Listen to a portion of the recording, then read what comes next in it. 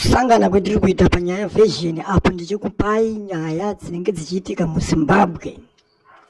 Ndofunga vamunangagwa vari kutraya nepavanogona kuda kufadza maovhets nemacivil servants, but kunyanya kudivi remaovhets because ndine nyaya ndinayo panapo iyo yakanzi civil servants and war veterans of the liberation struggle are set to benefit from the land title deeds program by acquiring them at discount price. The Presidential Title Deeds Implementation Committee has commissioned the process of issuing title deeds to holders of valid offer letters permits. Yeah. Tungona mazuva ese vanhu vachifamba vachiti nhasi tandiri kwakati tatichipa maovheti mabhasikoro, nhasi tandiri kwakati tachipa maovheti ma1000, nhasi tandiri kwakati tachicherera maovheti mabhoho. Nhasi pari kunzi maovheti akupiwa pekugara vachibvisirwa dzimwe mari.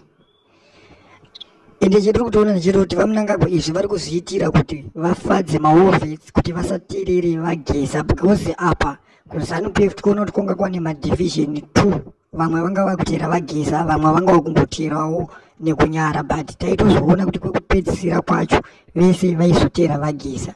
Asi chinonetsa ndechekuti ZANU-PF kana kutoona kuti inotya, inofokasa nevanhu vanenge vakatosumudza musoro panguva iyoyo.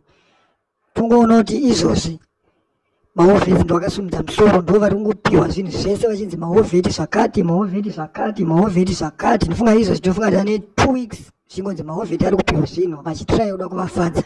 Asi chinonetsa ndechekuti munyika mune mayuthi akawandisa asina kana mabasa, but mayuthi haasi kutaura nezvavo kuti apiwa kana chavanopiwa, havana kana chavari kupiwa. Why? Because mayuthi vakatonga brainwasha kudhara. Mayuthi emuZimbabwe asisina chisvino chaanoita, anoswera achitorova dombo, saka anenge akatodhakwa, havana kana chine musoro chavanofunga.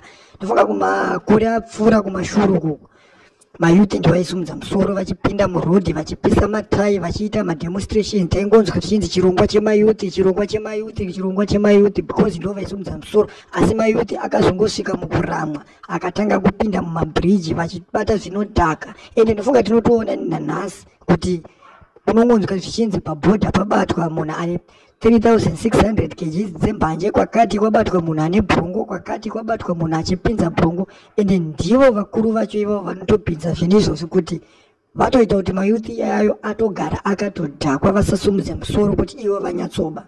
Hamene kuti nyaya munoiona sei? Tosangana mucomment section. Usakanganwe kulike nekushare.